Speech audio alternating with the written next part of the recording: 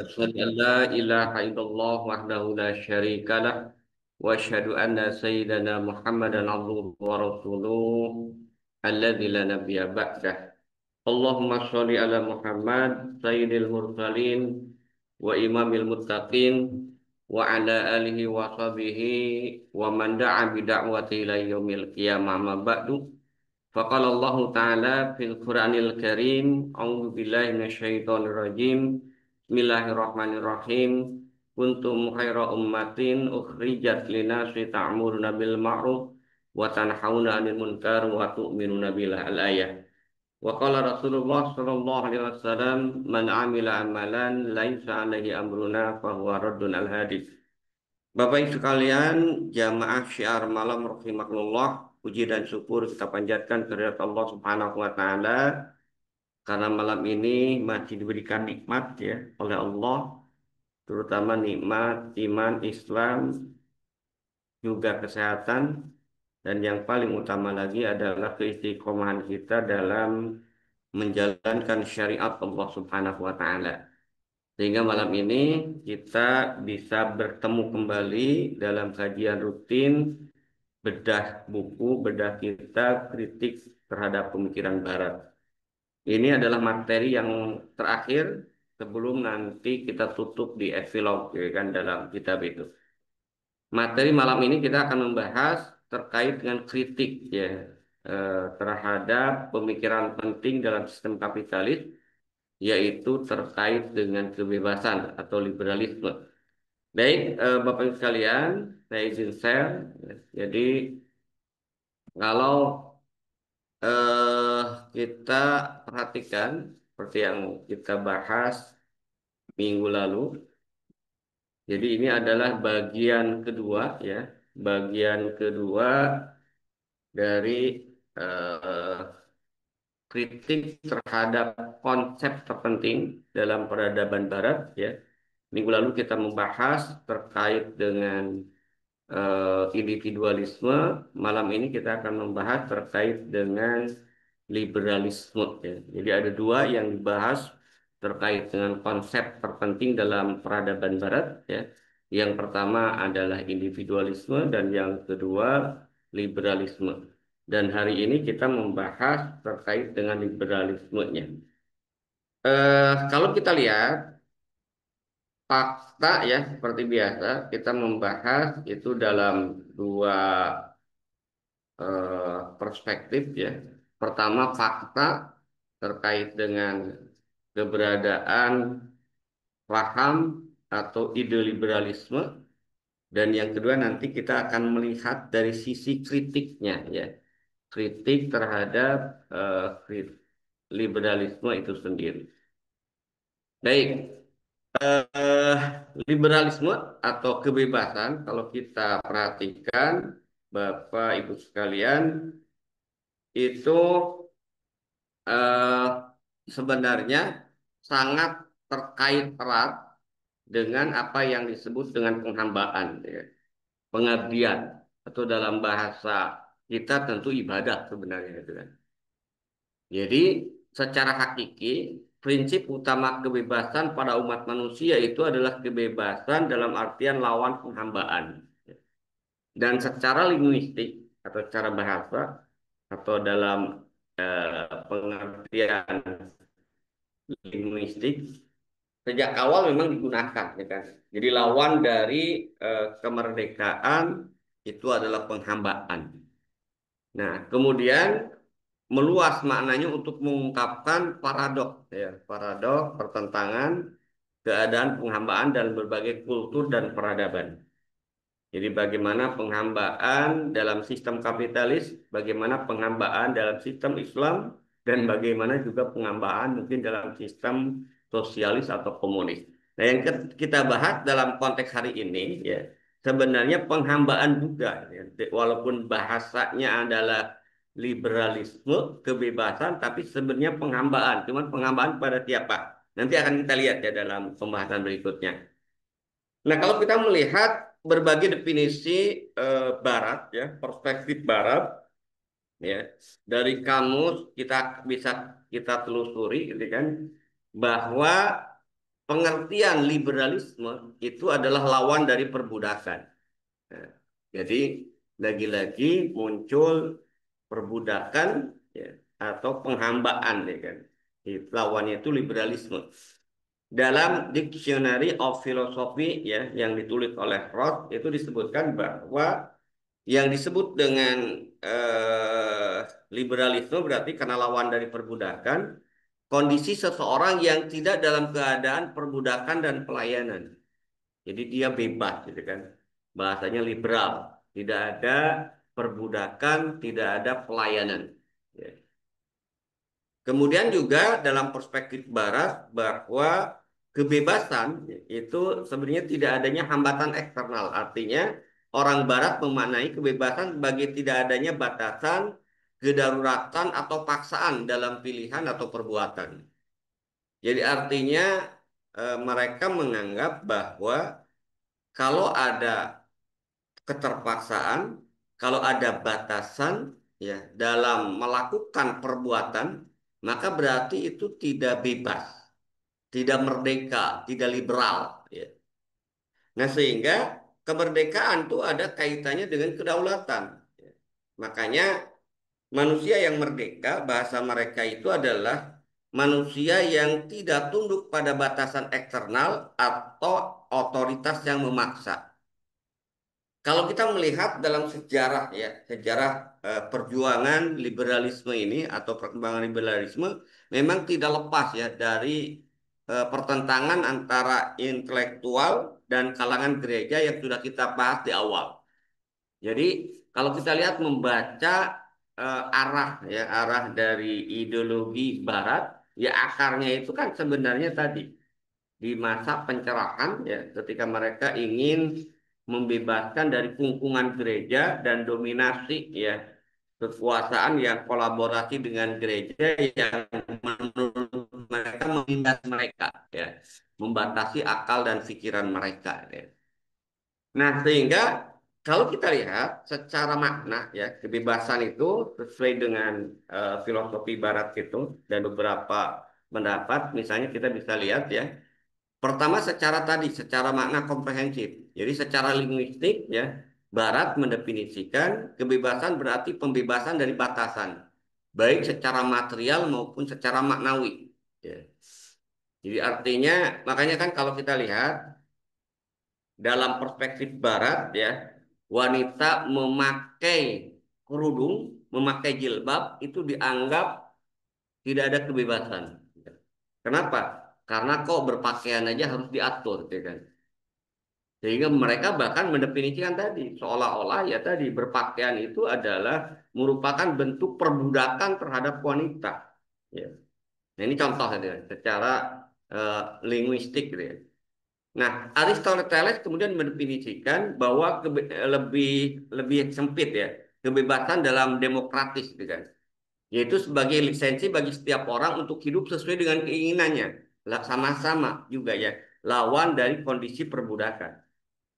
Jadi Kak, kalau kita lihat di sini, tadi memang sesuai dengan makna awal tadi ya, kebebasan, perbudakan lawannya itu kan. Nah, sementara kalau kita lihat juga eh, represi ya. Jadi sebenarnya kalau kita lihat akar dari sejarah Barat tadi ya, tuntutan kebebasan itu merupakan reaksi, reaksi terhadap apa? Terhadap represi, tekangan atau kemudian dominasi dari gereja dan kerajaan pada saat itu, gitu kan. Sehingga mereka melihat bahwa dominasi gereja yang kolaborasi dengan rejim pada masa itu akhirnya menuntut mereka adanya tadi terbebas dari perbudakan tadi. Jadi sebenarnya kalau kita lihat manusia itu tidak pernah membayangkan kebebasan tanpa memperhatikan makna perbudakan, represi, paksaan atau keniscayaan.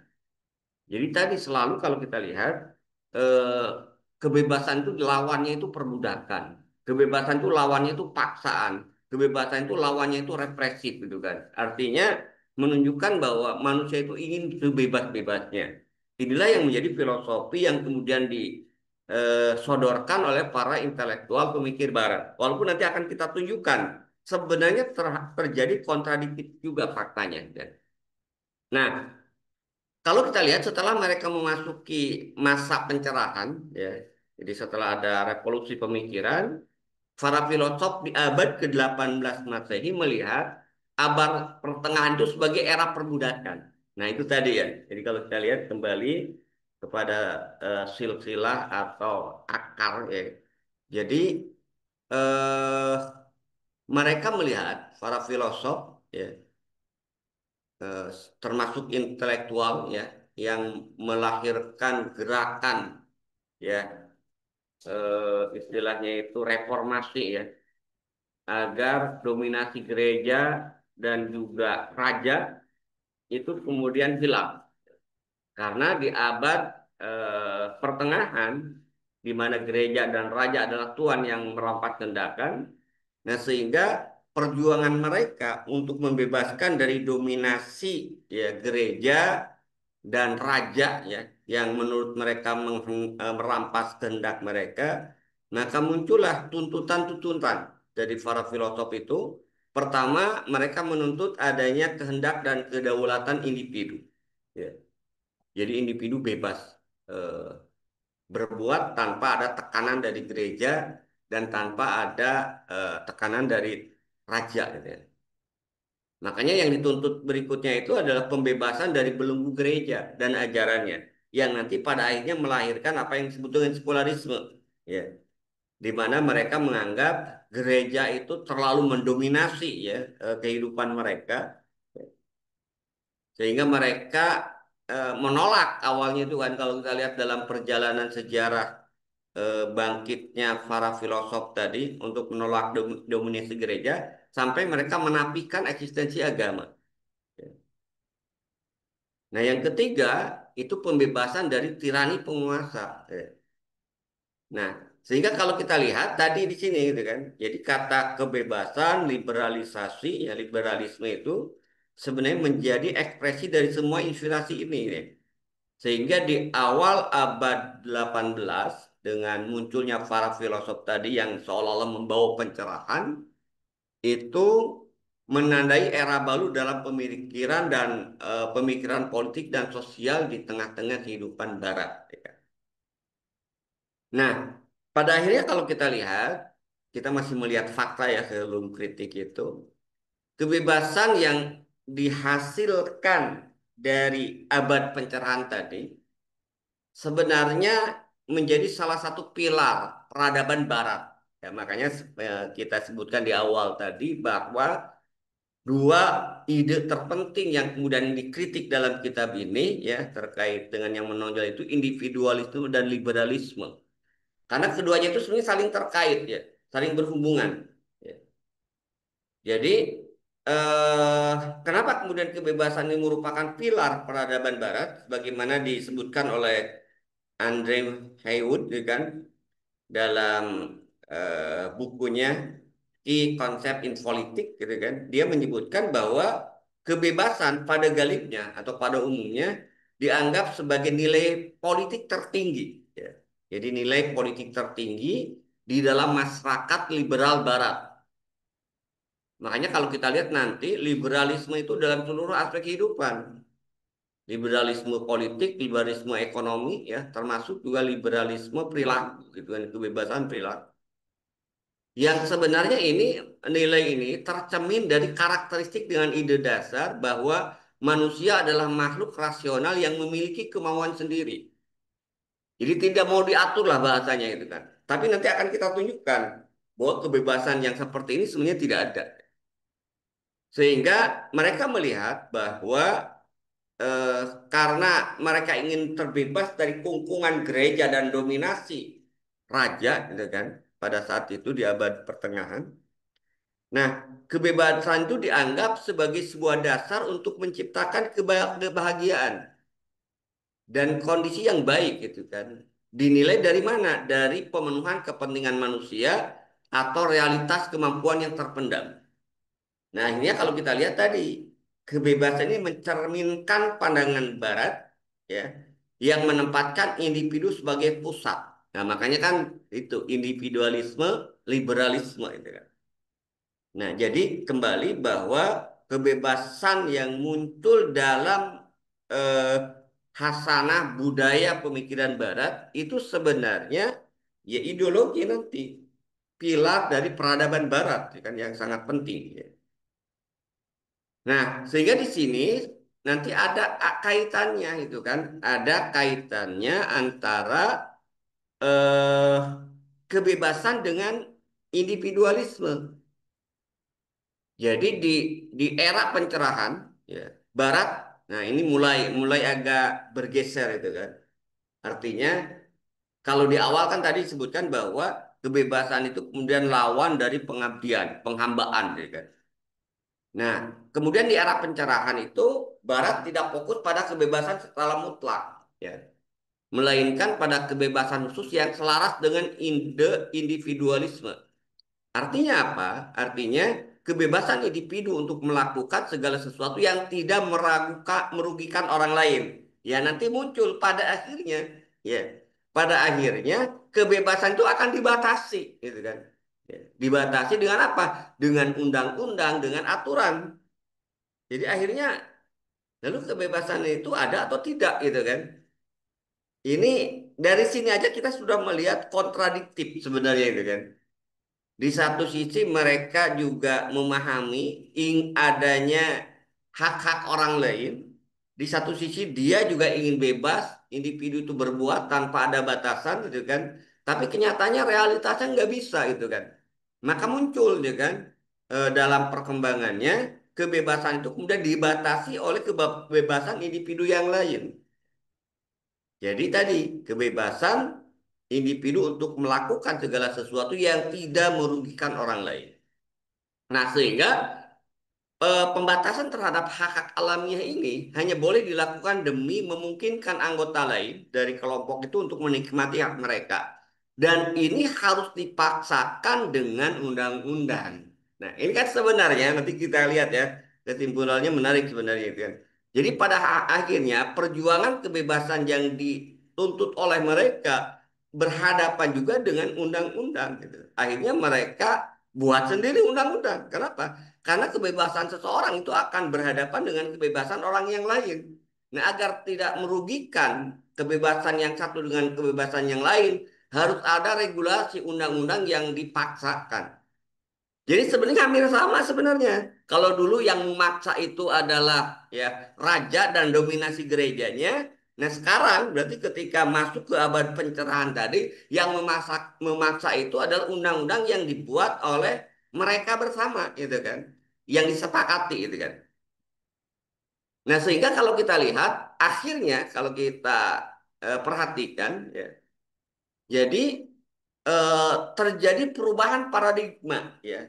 Makna kebebasan yang awalnya ya kebebasan itu eh, lawan daripada penghambaan ya terhadap aturan ya, terhadap kengkangan tirani rejim itu kan.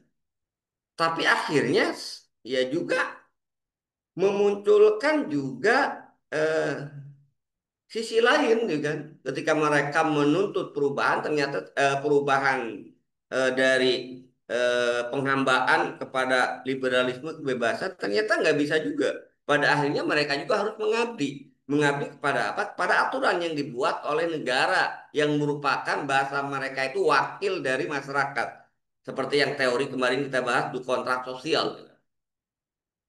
Walaupun nanti realitasnya juga sudah kita bahas, di kontrak sosial itu tidak ada juga gitu kan. Yang ada itu hanya sekelompok orang yang mendominasi gitu kan. Nah, jadi kalau kita lihat ketika kemudian kebebasan individu itu kan dibatasi oleh individu yang lainnya itu kan, maka dengan kata lain ya, kalau kita lihat konsep kebebasan alami individu ini seperti individualisme sebenarnya adalah reaksi terhadap ketidakadilan yang diderita individu barat bukan persepsi intelektual yang mendalam. Jadi lagi-lagi sekali lagi, jadi paham individualisme, liberalisme itu adalah bukan hasil pemikiran yang mendalam. Makanya memang sekulerisme, pemikiran-pemikiran barat itu selalu pemikiran jalan tengah. tidak pernah hasil dari pemikiran yang mendalam. Mereka didominasi oleh gereja, mereka kemudian dizolimi oleh raja-raja mereka, akhirnya kemudian menuntut ada kebebasan tadi. Nah, sehingga di sini kalau kita lihat ada perubahan paradigma ya. Jadi akhirnya mereka menyadari hal ini dan meninggalkan konsep kebebasan abad ke-18 ya dengan yang sebebas-bebasnya tadi. Apa yang kemudian mereka lakukan menuju di abad ke-19, mereka kemudian mendefinisikan ya kebebasan negatif demi kebebasan positif, bahasanya itu. Ada perubahan paradigma seolah-olah ya. Jadi apa? Artinya manusia itu tidak bisa bebas sebebas-bebasnya, gitu kan? Kenapa? Karena kebebasan individu yang satu akan berhadapan dengan kebebasan individu yang lain. Terjadi irisan, gitu kan? Terjadi perbedaan kepentingan dalam kondisi tertentu. Nah, perbedaan kepentingan ini kemudian agar tidak merugikan satu yang lainnya, dibuatlah aturan. Maka pada akhirnya mereka juga membutuhkan peran negara. Ya. Jadi selama ini mereka mengkritik adanya gereja dan dominasi raja, gitu kan. Tapi pada sisi yang lain, mereka membutuhkan juga peran negara untuk mengatur apa? Untuk mengatur agar kebebasan yang satu itu tidak juga eh, bertentangan atau merugikan yang lain. Nah, sehingga disinilah muncul peran negara, ya. Jadi liberal modern dan sosialis mendukung pandangan positif, membenarkan perluasan tanggung jawab negara dalam urusan apa? Untuk mewujudkan kesejahteraan, administrasi dan ekonomi, ya. Dalam konteks kehidupan bersama. Itulah yang disebut dengan yang pernah kita bahas dalam teori mereka itu yang disebut dengan kontrak sosial, kontrak sosial. Baik. Nah, jadi kalau kita lihat di akhir abad 20, ya, maka kebebasan yang mereka wujudkan terutama setelah Perang Dunia ke-1 ya dan revolusi Bolshevik, Barat meninjau ulang konsep kebebasan yang kemudian melahirkan konsep yang disebut dengan kebebasan sipil, civil liberty gitu ya. Nah, sehingga di situ nanti ada memadukan ya, memadukan antara kebebasan sipil dan peran negara. Oke. Sehingga nanti ada kedaulatan negara yang sifatnya memaksa, ya kan. Nah, kebebasan yang kemudian dirumuskan yang disebut dengan civil liberty itu ada empat, ya kan. Ada kebebasan pribadi, individu ini terkait dengan perilaku ya. Kemudian kebebasan beragama, mau beragama ataupun tidak beragama, itu tidak boleh dipaksakan. Kebebasan pribadi tadi perilaku ya. Dan ini sampai sekarang kalau kita lihat kan ada yang laki-laki berhubungan sesama dengan laki-laki atau yang disebut dengan homo. Perempuan dengan perempuan lesbi. Mereka ingin dilegalkan dalam bentuk undang-undang. Pada akhirnya kan tadi menuntut ada pengabdian kepada undang-undang gitu kan. Jadi awalnya mereka bebas tapi ingin kemudian juga dibatasi atau diatur oleh undang-undang. Ini kan kontradiktif sebenarnya gitu kan. Dan pada akhirnya tadi ketika di awal mereka menuntut negara tidak boleh kemudian berperan dalam kehidupan pribadi mereka, tapi pada akhirnya mereka juga menuntut ya untuk legitimasi ya kebebasan mereka. Ya, kebebasan ekonomi ini yang paling parah itu kan dan kebebasan politik. Nah, ini saya kira yang sekarang kemudian dikembangkan yang akhirnya ke negeri-negeri kaum muslimin ya kan.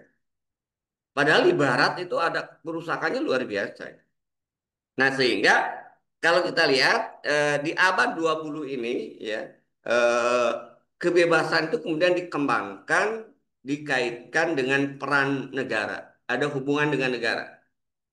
Jadi salah seorang pemikir mereka, Gilchrist itu kan, dalam bukunya Principle of Political Science itu menyatakan kebebasan sipil muncul dari negara organisasi yang membuat dan melaksanakan undang-undang serta otoritas pemerintah yang dibatasi oleh negara.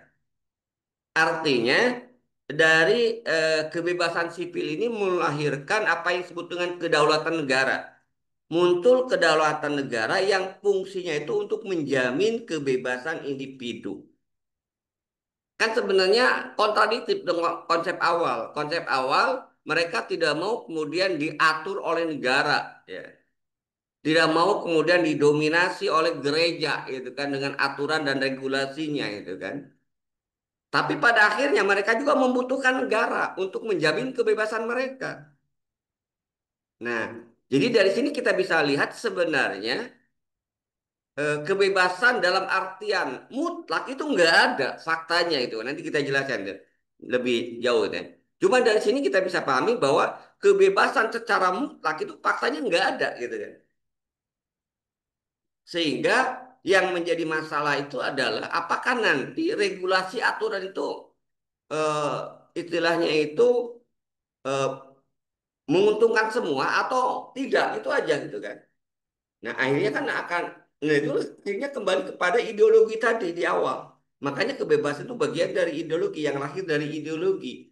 Kenapa? Karena pada akhirnya kemudian akan muncul pertanyaan ketika mereka juga menyepakati bahwa kebebasan itu harus kemudian dibatasi ya dengan peran negara, sehingga ada kedaulatan negara yang bisa kemudian memaksa ya.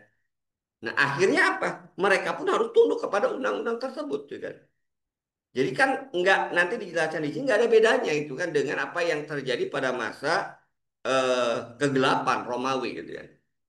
Jadi kalau kita lihat kesimpulan dari fakta yang sebelum kita masuk ke kritiknya dari kebebasan ala Barat ini. Jadi Barat telah meninggalkan ide kebebasan era pencerahan dan menyadari perlunya pembatasan kebebasan itu oleh negara dengan undang-undang yang terorganisir, dengan undang-undang yang dibuat oleh wakil mereka yang disebut dengan eh, kalau di Amerika misalnya ya wakil rakyat, Kongres gitu kan. Nah, sehingga Montesquieu gitu kan dalam bukunya The Spirit of Law gitu kan itu menyebutkan jadi kebebasan itu sebenarnya adalah hak melakukan apa saja yang diizinkan oleh undang-undang. Artinya kebebasan dalam pengertian sebebas-bebasnya lawan dari penghambaan itu pada akhirnya nggak ada. Nanti ada itu kan. Diperkuat lagi oleh eh, pemikir yang lainnya ya yaitu haknya itu saya lupa hak yang jelas bukan haji ya orang barat ini. Laski dia menyebutkan bahwa eh, atmosfer tempat Hindu beraktivitas terkait dengan hukum dan negara. Nah itu tadi ya. Jadi akhirnya kebebasan individu itu ya ketika dia beraktivitas itu akan berhadapan dengan hukum dan negara. Padahal dulu mereka melahirkan ide kebebasan itu menentang dominasi gereja dan dominasi negara dalam hal ini raja itu kan. Cuman kan sebabnya itu masalahnya keadilan, ketidakadilan. Ya. Nah sehingga dengan kata lain sebenarnya kebebasan yang eh, terjadi atau realitasnya itu bukan kebebasan mutlak, kebebasan bersyarat atau kebebasan terbatas.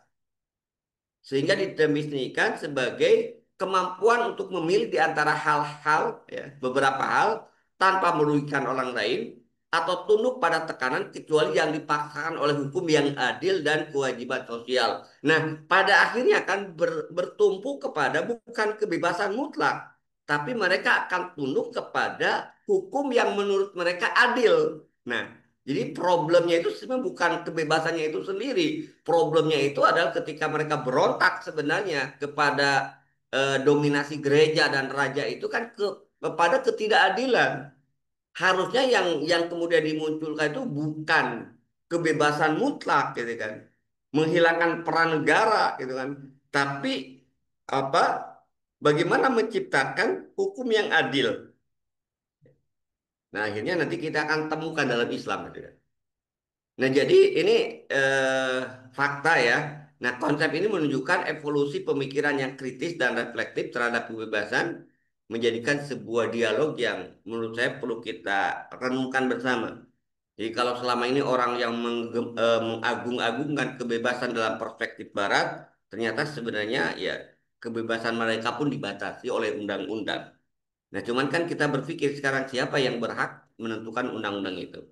Itu yang bagian yang pertama ya, terkait dengan fakta. Nah, kita masuk ke bagian yang kedua ya, kritik terhadap liberalisme ini. Atau dengan kata lain ya, kita ingin meninjau ulang konsep kebebasan Barat ya dengan analisis kritis dan di akhir nanti solusi perspektif Islam. Nah, kalau kita bisa perhatikan tadi ya, kita kembali refresh itu kan atau untuk mengkritik ini, kebebasan itu kan sebenarnya tadi intinya tidak lain pembebasan dan pembatasan. Secara hakikat, kebebasan adalah pembebasan dari belenggu.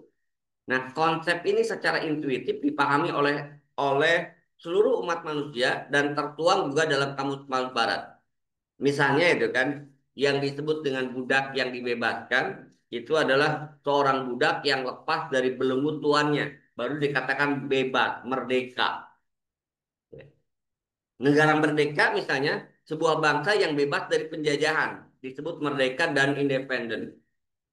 Ya. Makanya kalau kita ini kebetulan Agustus, ya nggak ada sebenarnya kebebasan yang kita dapatkan hari ini, gitu kan. Kita masih dijajah, ya. Kenapa dijajah? Karena kita dijajah oleh siapa? Oleh Barat lewat undang-undang yang diadopsi oleh negeri-negeri kaum muslimin. Maka betul ya 17 Agustus kalaupun dianggap sebagai momentum kemerdekaan Indonesia itu adalah kemerdekaan dari penjajahan fisik. Tapi setelah itu kita itu terjebak atau masuk kepada penjajahan politik dan ekonomi. Kenapa? Karena Barat tentaranya diusir, tapi undang-undangnya, aturannya, hukumnya yang kemudian diadopsi hukum peninggalan penjajah. Dalam konsep Indonesia, konteks Indonesia, kita mengusir Belanda, tapi KUHP-nya dipakai. Ya. Sistem ekonominya juga kemudian diikuti, gitu kan. Ya akhirnya apa? Merdeka secara fisik, tapi secara politik dan ekonomi. Hari ini kita masih terjajah, bahkan dampaknya lebih dahsyat, lebih mengerikan hasilnya ya dibandingkan dengan penjajahan secara fisik. Kenapa? Karena kalau penjajahan secara fisik mereka rakyatnya memahami bahwa sedang terjajah, tapi penjajahan secara politik dan ekonomi itu tidak dirasakan. Ya. Nah, kembali di sini ya, kalau kita lihat, jadi kebebasan inilah yang saya kira diperjuangkan oleh para pemikir Eropa dalam konflik mereka dengan gereja dan raja mereka. Itu kembali ke pengertian awal tadi kan. Nah, baru kita lihat kritiknya sekarang gitu kan. Jadi kalau kita perhatikan ya, ini kritik pertama ini kan, secara fakta realitas. Ketika mereka menuntut, tadi kan di akhir kita katakan kemerdekaan liberalisme yang mereka perjuangkan itu adalah agar mereka terbebas dari dominasi gereja dan raja. Ya. Tapi kebebasan hari ini di Barat, yang kita sebut tadi di akhir sudah masuk kepada yang disebut dengan kebebasan sipil, didefinisikan sebagai supremasi hukum, yaitu tunduk dan patuh pada hukum. Nah, pertanyaan ini menarik di dalam buku itu kan. Ya. Jika kebebasan itu adalah ketundukan pada hukum, apa bedanya dengan konsep kebebasan Romawi? Ya. Artinya sebenarnya nggak ada gitu kan kebebasan itu. Kenapa? Karena kebebasan sipil yang mereka wujudkan itu adalah kebebasan yang harus tunduk kepada hukum yang dibuat oleh mereka dengan adanya kedaulatan negara tadi gitu kan. Ya. Di dalam salah satu rujukan mereka itu mendefinisikan yang disebut dengan liberalisasi atau libertas ini sebagai kemampuan manusia untuk melakukan apa yang diinginkan kecuali yang dicegah oleh kekuatan tiran atau hukum. Artinya apa? Kalau kita lihat, bukankah ini juga menyiratkan bahwa peradaban Romawi juga peradaban kebebasan, tapi yang dibatasi oleh aturan negara. Nah, ini maksudnya itu kan. Kalau kita lihat ya. Nah, karena itu kalau kita melihat ya, asal usul revolusi pencerahan di Barat kalau kita perhatikan ya, sebenarnya jika kebebasan itu berarti supremasi hukum, maka semua bangsa di dunia ini sebenarnya telah bebas, telah merdeka. Lalu mengapa dunia bebas hanya merujuk pada dunia kapitalis? Ini kan sebenarnya arogansi itu kan. Jadi arogansi sebenarnya mereka yang menjajah pada akhirnya kan. Kalau kita lihat ya kan. Nah, kemudian yang menjadi refleksi yang menarik juga adalah ketika semua kan kalau kita bicara dengan pengertian bahwa kebebasan itu berarti supremasi hukum, ya. Setiap bangsa, setiap negara dia memiliki hukum. Bahwa dalam kenyataannya, ya, hukum itu terjadi penyimpangan, sebenarnya kan berarti yang salah itu bukan hukumnya, penyimpangannya. Kita masih masih dan mendudukkan dalam konteks belum melihat apakah aturan itu benar atau tidak. Hukum yang dihasilkan itu hukum buatan manusia atau hukum yang dibuat oleh yang menciptakan manusia. Tapi kalau perspektif Barat tadi bahwa kebebasan itu berarti supremasi hukum, sebenarnya setiap negara itu sudah mengalami bebas, gitu kan, sesuai dengan hukum dan istilahnya itu ketentuan masing-masing. Nah, sehingga kalau kita lihat kenapa sih perlu ada revolusi pencerahan Barat jika kebebasan itu sudah selalu ada dalam bentuk ketundukan pada hukum?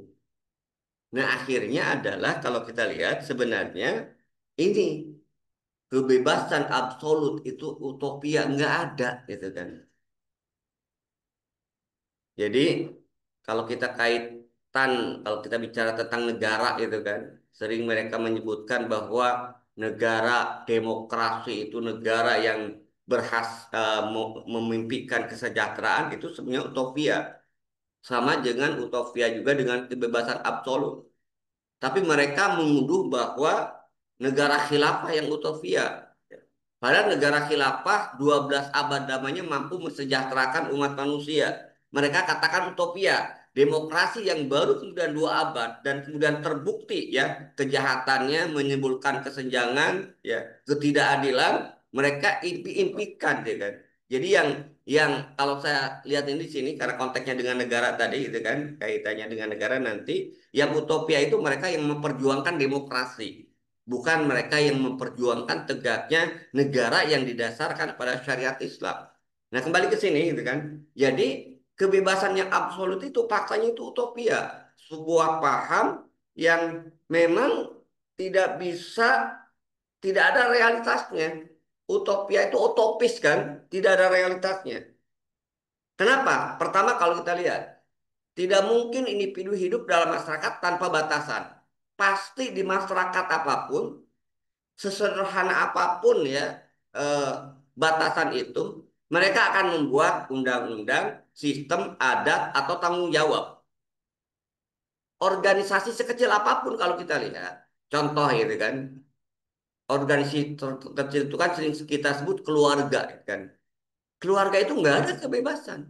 Ketika manusia yang satu dengan manusia lain bertemu dalam sebuah ikatan, ya, maka pasti di situ ada regulasi, di situ ada aturan.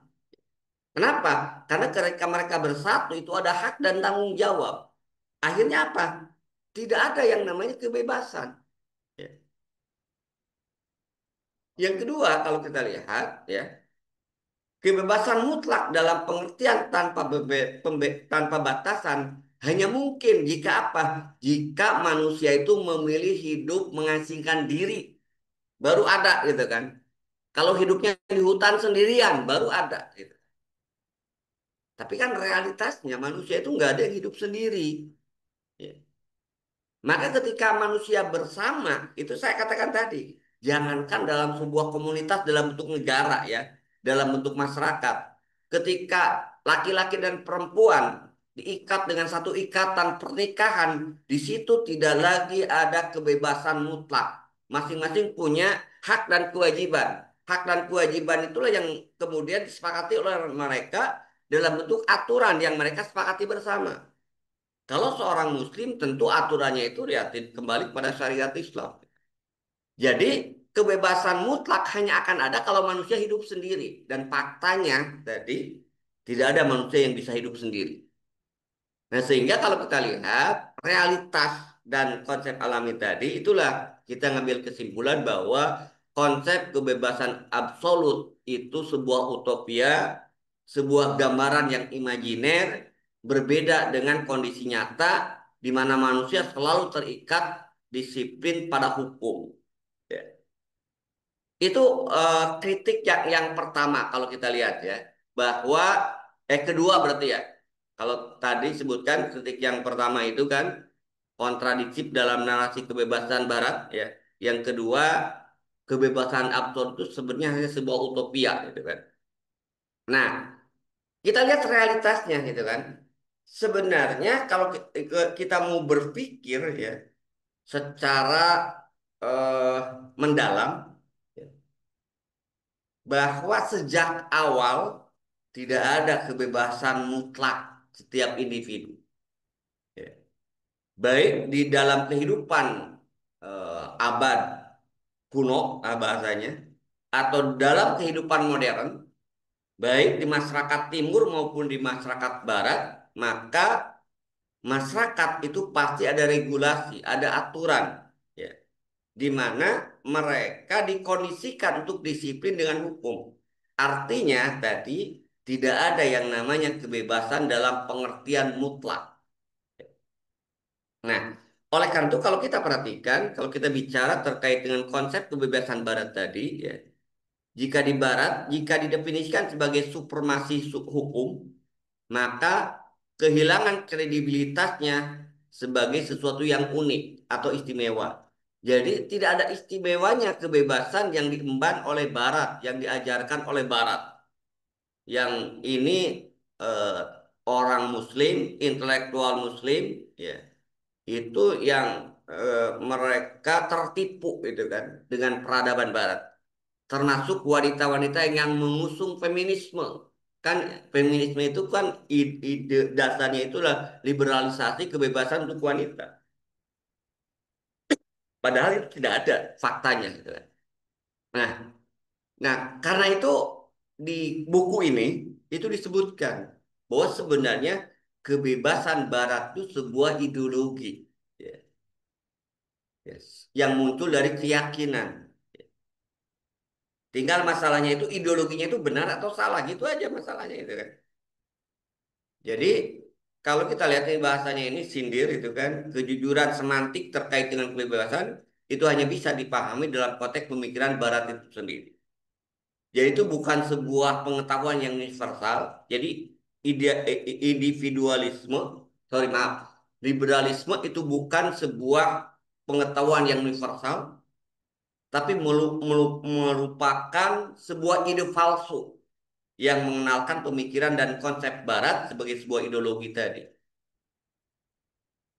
Dan kalau kita lihat dalam perspektif Islam berarti ya kebebasan Barat itu karena itu sebuah ideologi pasti bertentangan dengan kebebasan dalam Islam yang Islam juga sebuah ideologi gitu kan.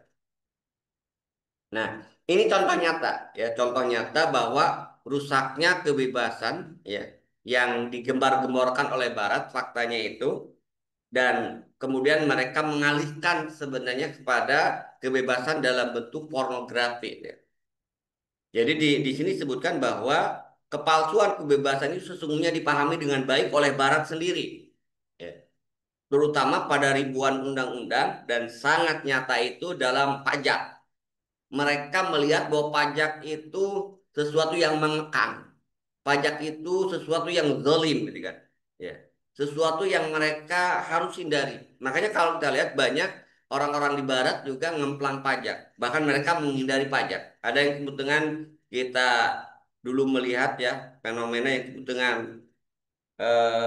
apa sih? Fever, lupa saya. Yang itu adalah kumpulan dari negara individu-individu Barat yang menghindar pajak, gitu kan. Panama Fever, gitu kan. Kenapa? Karena mereka sebenarnya itu tidak mau itu kan diatur dengan aturan yang menurut mereka merugikan. Tapi itu mereka sepakati juga itu kan. Nah, saya melihat di sini yang menarik itu adalah di dalam buku ini disebutkan bahwa ketika mereka melihat ya bahwa kebebasan yang disodorkan itu adalah kebebasan yang sebenarnya berisi kerusakan, mereka membuka kebebasan yang lainnya untuk menutupi kontradiksi tadi. Yaitu apa? Kebebasan perilaku dalam bentuk pornografi dan porno aksi.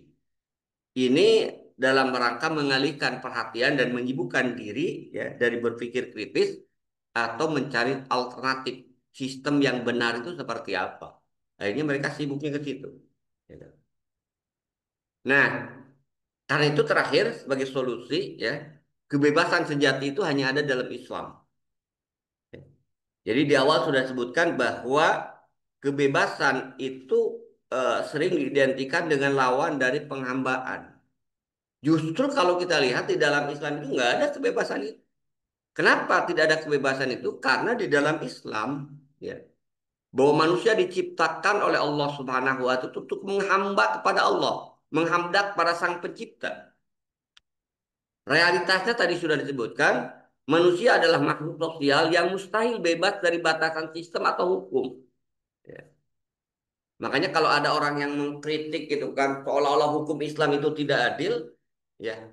Kalau hukum yang dari Allah tidak adil, apalagi hukum buatan manusia. Hari ini kita saksikan di Indonesia itu kan korupsi, gitu kan, itu sangat merajalela karena hukum yang dibuatnya hukum buatan manusia. Perzinahan juga merajalela karena hukum yang dibuat hukum manusia, yang bukan hukum Islam yang diterapkan. Nah, kembali ke sini bahwa Islam itu mengalihkan fokus dari konsep kebebasan yang tidak mungkin tercapai secara realitas tadi kepada penghambaan hanya untuk Allah Subhanahu wa Ta'ala. Inilah yang disebut dengan akidah. Inilah yang disebut dengan tauhid, ya kan? Jadi hanya menghamba, hanya kemudian mengabdi kepada Allah Subhanahu wa Ta'ala, gitu kan. Nah, yang kedua kalau kita perhatikan di sini ya. Jadi tadi ya esensi dari kebebasan itu tidak lain ya adalah penghambaan kepada Sang Pencipta. Maka berarti ketika kita menghamba kepada Allah karena memang kita hamba ya, hamba Allah, mengabdi kepada Allah Subhanahu wa Ta'ala, itulah esensi kebebasan yang sebenarnya. Kenapa? Karena kita ini makhluk buatan Allah Sang Pencipta. Nah, jadi eh, tadi dalam realitas kehidupan berarti kita itu hidup bukan tanpa batasan, melainkan kan pada akhirnya siapa yang menentukan batasan-batasan itu. Pada masa era Eropa di abad ke-8 yang membuat batasan-batasan itu adalah gereja dan raja yang berkolaborasi untuk menindas dengan aturan yang mereka buat, ya kan? Kemudian ilmuwan melakukan revolusi itu kan, revolusi pemikiran yang dikenal dengan abad pencerahan.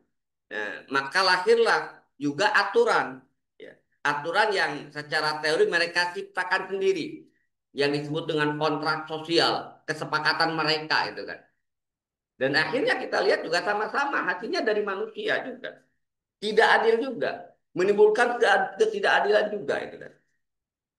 Kalau di awal di abad ke-8 mereka kemudian didominasi oleh gereja dan raja itu kan dengan hukum dan aturan yang tidak adil, bahkan mengatasnamakan agama.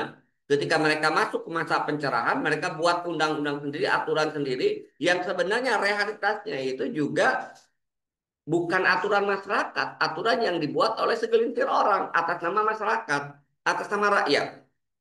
Hari ini kita lihat misalnya kalau dalam konteks Indonesia kan teorinya 5 tahun sekali itu kan masyarakat rakyat memilih pemimpin, memilih DPR untuk membuat aturan. Tapi realitasnya ya yang punya kedaulatan itu mereka yang punya uang gitu kan.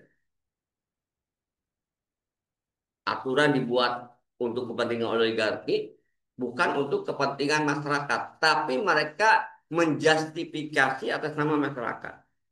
Makanya saya kira mungkin pernah baca ya salah satu buku bahwa demokrasi itu kebohongan yang paling bohong. Ya. Jadi kalau kalau kerajaan dulu abad-abad ke-8, gereja dan kemudian raja dia berbuat dolim, dia tidak mengatasnamakan rakyat, ya kan? Tapi mengatasnamakan raja.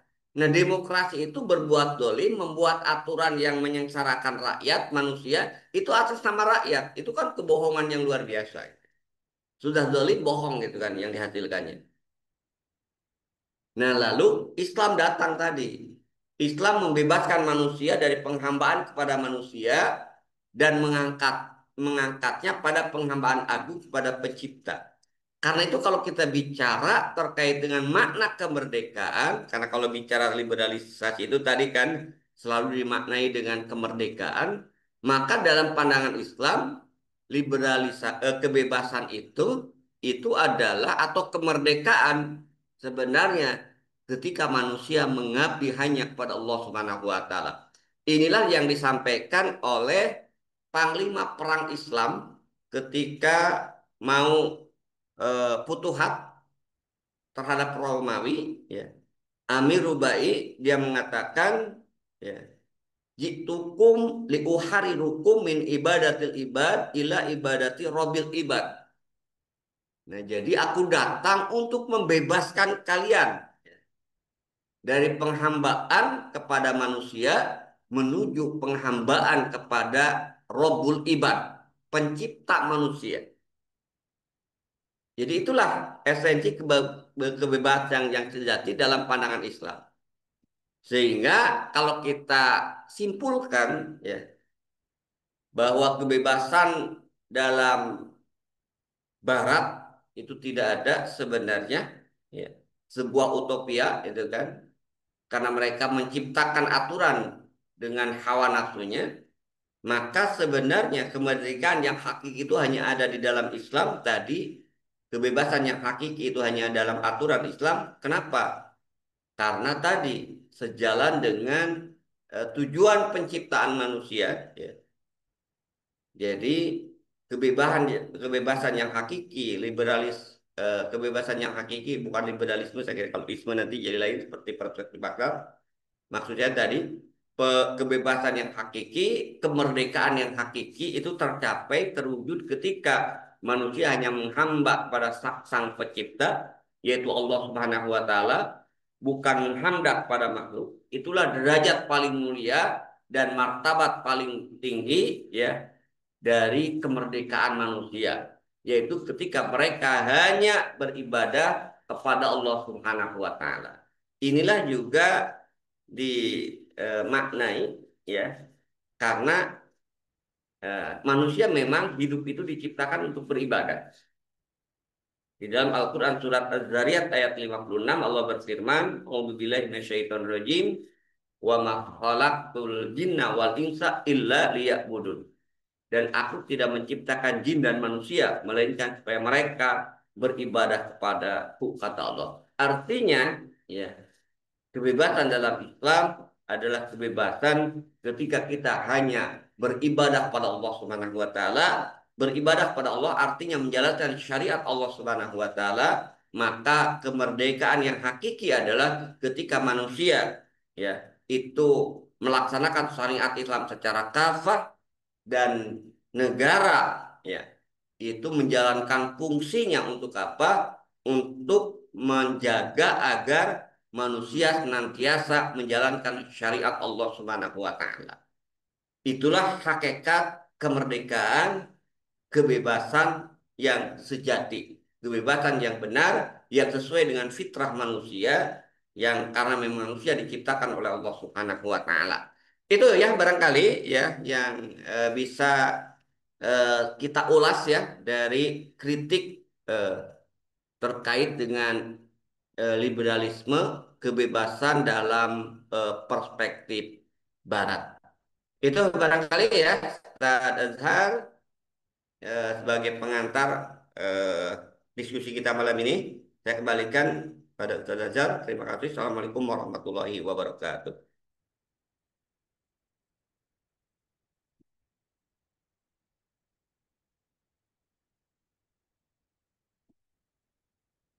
Ya, alhamdulillah. Syukuran Ustaz. Ini tadi habis baterainya, jadi di charger dulu sementara tadi. Ya, Alhamdulillah Bapak Ibu jamaah sekalian, ini kita masuk sesi diskusi tanya jawab. Buat Bapak Ibu yang ingin berdiskusi terkait dengan tema tentang malam ini yang dikupas terkait dengan liberalisme ya, ataupun ada diskusi yang kita bahas terkait dengan ide yang sebelumnya terkait dengan juga ini nanti kita akan coba minta beliau memberikan ini sesi diskusi, silakan pertanyaan langsung juga boleh. Pertanyaan sudah ada masuk nih rupanya Ustaz di kolom komentar dengan aku Ibu Ratnasari. Ibu, ya, maaf kalau salah Ibu atau Mbak. Izin bertanya Ustadz, apakah bisa juga disebut bahwa masyarakat Barat masyarakat yang hipokrit? Jazakallah khairan katsira. Ini gimana Ustaz tanggapannya Ustaz? Iya, jadi memang kalau kita lihat ya, ini eh, menarik ya pernyataan atau pertanyaan dari Ibu atau Tada Ratna Santika. Apakah bisa juga disebut bahwa masyarakat Barat itu masyarakat hipokrit? Hipokrit itu bahasa politik, bahasa kita itu munafik. Dan fakta realitasnya seperti itu gitu kan. Kenapa? Ini contoh itu kan. Kita pernah dengar kan heboh terkait dengan eh baik menimpa Presiden Obama maupun Presiden Clinton, gitu kan, terkait dengan selingkuh mereka, ini. Ya. Jadi ini hipokritnya. Mereka menuntut pemimpin yang bersih, ya, pemimpin yang tidak melakukan pelecehan seksual dalam perspektif mereka, gitu kan. Tapi eh, ingin sementara ideologi mereka itu bebas, bebas berbuat apapun ya kan. Tapi ingin mendapatkan pemimpin yang bersih kan lucu itu kan. Itu kan kontradiktif itu kan. Jadi eh, mereka mengembangkan ide kebebasan, ya, berbuat apapun bahkan seperti perilaku seperti binatang pun mereka itu ingin ya kan diadopsi, dilegitimasi oleh undang-undang. Laki-laki berhubungan dengan laki-laki, perempuan berhubungan dengan perempuan, bahkan ingin disahkan lewat undang-undang. Ya. Tapi ketika ada pemimpin mereka yang melakukan itu, mereka protes. Mereka minta pemimpinnya mundur. Itu kan hipokrit artinya, standar ganda gitu kan. Ya. Dan itu selalu terjadi itu kan dari sebuah apa istilahnya itu eh, fakta-fakta dalam kehidupan Barat. Hampir semua. Kalau bahasa agamanya itu adalah jalan tengah. Jalan tengah itu tadi, ya, sekuler itu kan jalan tengah gitu kan. Jadi tidak menyelesaikan masalah, gitu kan. Jadi misalnya gitu kan, mereka tahu gitu kan, minuman keras itu membahayakan, ya. Tapi mereka menyadari bahwa minum keras itu ada manfaatnya. Maka akhirnya mereka menuntut ada regulasi. Itu kan bertentangan sebenarnya dengan ide mereka sendiri. Ya itulah kalau saya lihat memang ya eh, aturan yang muncul dari pikiran manusia itu akan menimbulkan tadi kontradiktif juga atau bahasanya itu tadi hipokrit. Kenapa? Ya, karena kalau muncul aturan itu berasal dari pemikiran manusia, maka selain istilahnya itu kemampuan manusia itu terbatas, ya kan? Pada saat yang sama juga manusia sendiri punya kepentingan, maka mereka akan membuat aturan itu yang menguntungkan dirinya. Contoh hari ini kan hipokritnya itu kan, ya kan? yang di yang di apa yang dituntut oleh rakyat ya dan disahkan oleh DPR itu adalah undang-undang perampasan aset.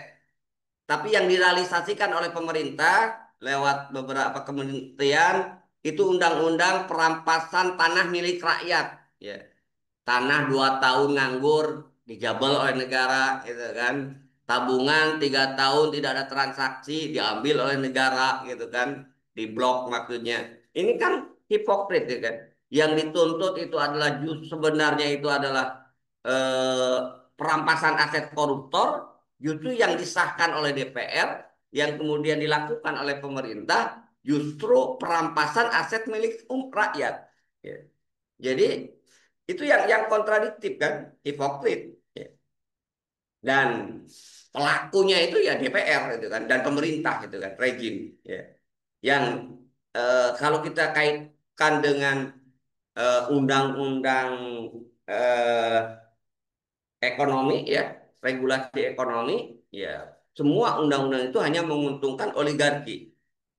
Nah, jadi kembali ke pertanyaan tadi betul. Jadi bahwa memang masyarakat Barat dan mereka bukan hanya masyarakat Barat bahasa saya itu kan sekarang itu masyarakat yang mengadopsi pemikiran Barat, sistem Barat termasuk di Indonesia itu adalah hipokrit. Makanya pemimpin-pemimpinnya itu mohon maaf juga itu kan. Ya, kalau dalam bahasa agama kebanyakan mereka adalah pemimpin-pemimpin yang hipokrit. Ya. Atau bahasa agama bisa jadi munafik gitu kan. Nah ini yang terjadi. Kenapa? Ya karena aturan atau ideologi yang diadopsinya bukan ideologi Islam. Aturan yang diadopsinya aturan Barat kapitalis. Dan tadi sudah disebutkan dan sudah kita lihat faktanya, aturan ideologi Barat itu adalah ya aturan yang sifatnya hipokrit. Itu barangkali ya, wallahu a'lam bishawab. Ya, Alhamdulillah sudah ditanggapi ya Bu Ratnasari. Oke Ustaz, ini kita tunggu juga dari jamaah. Kalau memang ada yang masih bertanya, kami tunggu. Ustaz, ini pertanyaan mungkin dari kami terkait dengan diskusi kita. Apa yang menjadi fokus kitab ini mengangkat dua ide, baik itu individualisme kemudian liberalisme menjadi ide dasar dari kapitalis. Padahal masih ada ide-ide yang lain yang kita anggap juga cukup menjadi keterwakilan pemahaman kapitalis. Saja misalnya dari sisi politik misalnya. Tetapi kenapa yang menjadi fokus kitab ini ide individualismenya dan ide liberalisme itu yang pertama. Yang kedua, apakah ide liberalisme ini bisa kita katakan ide yang memang saling terkait ya atau memang terkait dengan individualis ya. Seakan-akan memang dalam kitab ini kita lihat seperti pertanyaan yang pertama kami ajukan ibaratkan sisi mata uang yang seakan-akan tidak mungkin terpisah. Nah ini apakah betul begitu Ustaz? Mohon tanggapannya Ustaz. Ya, kalau saya baca memang tidak ada penjelasan ya. Tidak ada penjelasan kenapa ini yang diambil. Tapi kalau kita lihat di pengantar itu bisa saya simpulkan karena dua pemikiran ini yang dominan diterapkan dan kemudian diusung terutama di kaum muslimin, ya kan? Jadi ide-ide individualisme, ide liberalisme ini kan ide yang diagung-agungkan dan diusung, diperjuangkan oleh ya kaum muslimin juga. Contoh misalnya kalau kita bicara terkait dengan individualisme ya, sorry, kebebasan perilaku ya. Itu kan yang diusung oleh mereka dulu ya. Ada yang kebetulan gerakan emansipasi ya. Kemudian ada gerakan eh, feminisme untuk perempuan misalnya. Ini kan sebenarnya ide yang ide dasar itu liberalisme ya. Dan dalam konteks ekonomi misalnya, ya, yang sekarang kemudian dipraktekkan itu adalah liberalisasi ekonomi. Ya. Ide dasarnya dari liberal, ya, liberalisme, kebebasan kepemilikan. Dan memang tadi, itu kan ini saling terkait. Individualisme dan liberalisme itu saling saling terkait, ya kan. Yang saya lihat eh, betul tadi itu ya. Itu saya kira ya. Yang pertama memang saya lihat ini adalah dua ide yang paling banyak diperjuangkan, diadopsi ya oleh umat Islam yang ada di berbagai negara, ya kan, yang terjajah secara politik dan ekonomi, itu kan.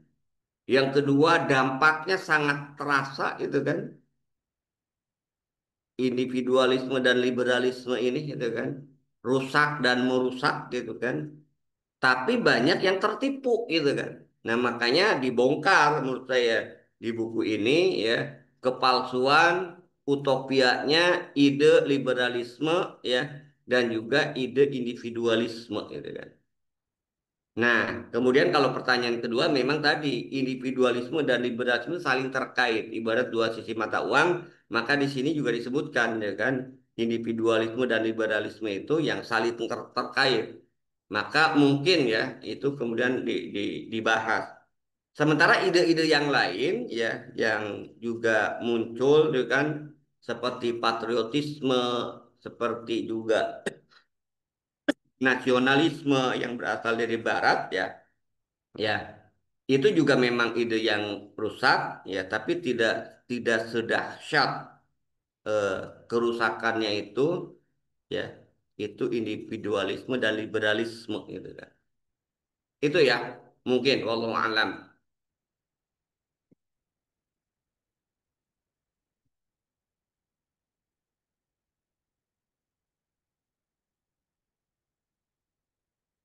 Itu saya kira ada San. Oke.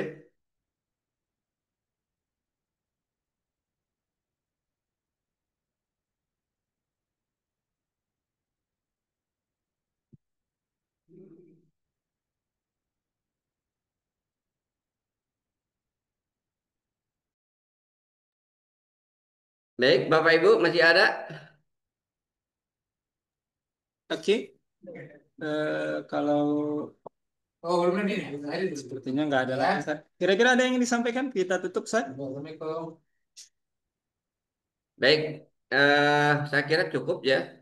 Jadi nanti kita akhiri kitab ini ya minggu depan mudah-mudahan sempat saya itu kan. Jadi kita tinggal menyisakan bab terakhir epilog ya dari kitab ini dan intinya itu mungkin kita akan lihat apa yang diarahkan atau disarankan oleh penulis buku agar kita tidak tertipu dengan pemikiran-pemikiran Barat, ya kan? Dan tentu yang kedua itu adalah bagaimana kita menghilangkan, mencampakkan pemikiran-pemikiran Barat yang sekarang menggerogoti, ya, menggelayuti otak-otak kaum muslimin, ya kan? Sehingga aneh gitu kan, seorang muslim tapi dia terpesona dengan pemikiran Barat, ya, sampai kemudian berani menolak syariat Islam. Nah, nanti kita akan bahas di bagian akhir dalam kitab ini. Itu barangkali ya. Terima kasih Bapak Ibu sekalian atas perhatiannya.